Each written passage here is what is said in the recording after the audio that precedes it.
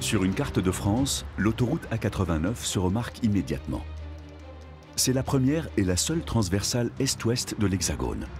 Le projet, commencé en 1991 et achevé en 2018, met Lyon à moins de 6 heures de Bordeaux, desservant Tulle, Clermont-Ferrand ou encore Roanne, et change radicalement l'organisation et la physionomie des échanges en France.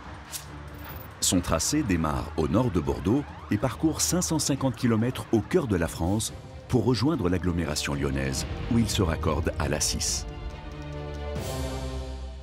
C'est une autoroute qui traverse la France d'est en ouest ou d'ouest en est et qui est, on peut dire, une autoroute de race campagne quelque part. On traverse très peu de villes. On part de Bordeaux, donc on traverse d'abord le bassin aquitain, donc avec moins de relief, mais par exemple des grandes rivières à traverser, telles que la Dordogne, et des problématiques de zones inondables et d'écoulement des eaux. Puis on va arriver dans des zones plus mouvementées, le sud de Limousin, le Massif central, Clermont-Ferrand, le Forez, et puis on arrive ensuite sur les monts du Lyonnais avant d'accéder à la région lyonnaise. En effet, on va traverser différents sites géographiques avec des climats différents, des végétations différentes, donc des espèces animales et végétales différentes, donc à chaque fois des enjeux différents.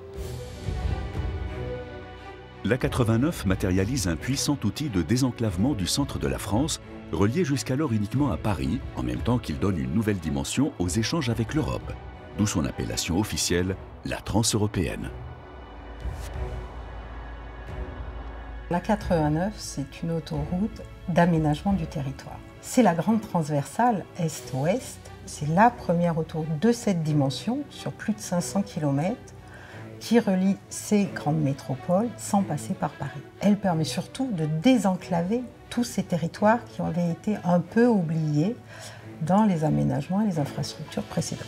Elle traverse des zones où avant il y avait assez peu de routes. Et maintenant, elle constitue un vrai raccourci parce qu'en fait, quand il fallait traverser le Massif central sur les petites routes, on n'y pensait même pas. Je pense qu'on contournait le Massif central avant. Tandis que maintenant, on traverse le Massif central.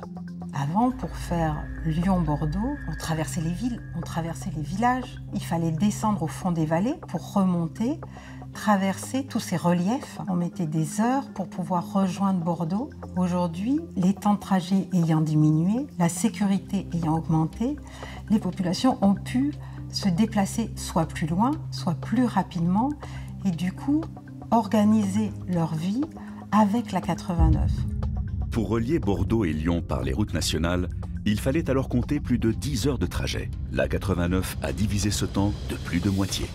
Ça a été un apport d'oxygène en fait pour tout ce territoire qui était en quelque sorte sinistré. Et pour nous, c'est extrêmement intéressant et important pour tous les gens qui y habitent notamment.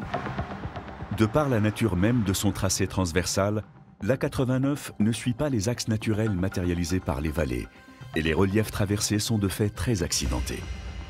37 viaducs, 15 ponts, 3 tunnels, 25 km de voies décalées pour desservir 167 communes et 6 départements. Si les ouvrages d'art sont si nombreux, c'est avant tout parce qu'ils doivent franchir une quantité et une diversité d'obstacles auxquels les autoroutes ne sont que rarement confrontées.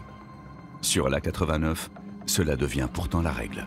Et donc c'était un défi pour l'homme de traverser ces territoires tout en soulignant ces paysages et arriver à construire tous ces ouvrages, mais qui étaient plus exceptionnels les uns que les autres. Et ça, c'est le génie de tous ces ingénieurs qui ont travaillé, mais aussi de tous ces compagnons, de tous ceux qui y ont participé. À l'arrivée, cette situation produit des structures hors normes, à l'image du viaduc du Chavanon.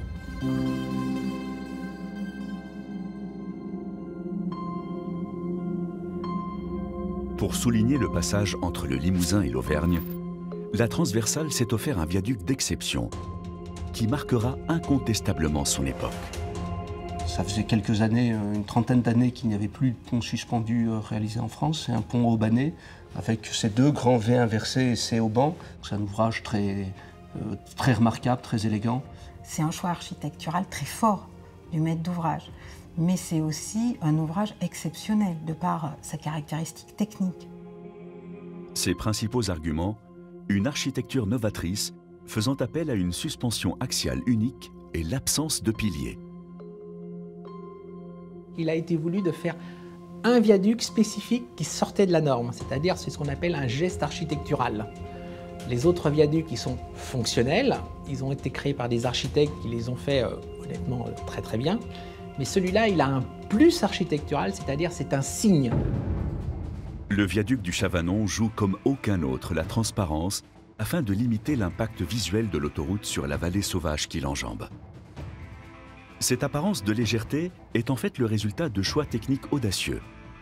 Avec un tablier droit, accroché non pas latéralement, mais en partie centrale. Cette solution a été retenue pour sa capacité d'intégration au site sur le plan esthétique, mais aussi sur le plan technique. Les massifs d'ancrage des câbles porteurs offrant la possibilité de se fixer directement aux rochers qui surplombent de part et d'autre la vallée, moyennant alors des fondations hors normes.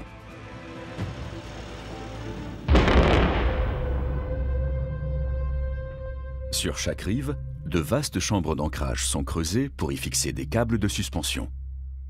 43 tirants de 30 mètres de longueur sont scellés directement dans la roche et assurent le maintien de la poutre, mobilisant ainsi un effort d'ancrage de 12 000 tonnes. C'est sur cette poutre que viendront alors s'engager les barres d'ancrage pour la fixation des tirants de l'unique câble axial. Le Chavanon, il a une particularité, c'est qu'il a des mâts qui ont une forme spécifique. Donc en fait, il a été fait à partir de coques préfabriquées et les piles ont déjà un aspect très très particulier qui en fait quelque chose de vraiment atypique. Ensuite, la construction du tablier, la méthode de mise en place, c'est un lançage, mais un lançage un peu particulier parce qu'en fait, le tablier est suspendu. Donc il a été mis en place selon la méthode dite Tarzan. Pour faire avancer le tablier de 300 mètres et 10 000 tonnes directement dans le vide, là aussi les ingénieurs ont dû sortir des sentiers battus. La méthode de lançage consiste à s'accrocher successivement à 2 suspentes provisoires, comme on le ferait avec des lianes pour se déplacer dans la jungle.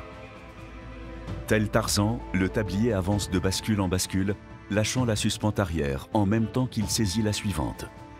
À chaque étape, les équipes détachent et attachent manuellement les suspentes de cette gigantesque balançoire.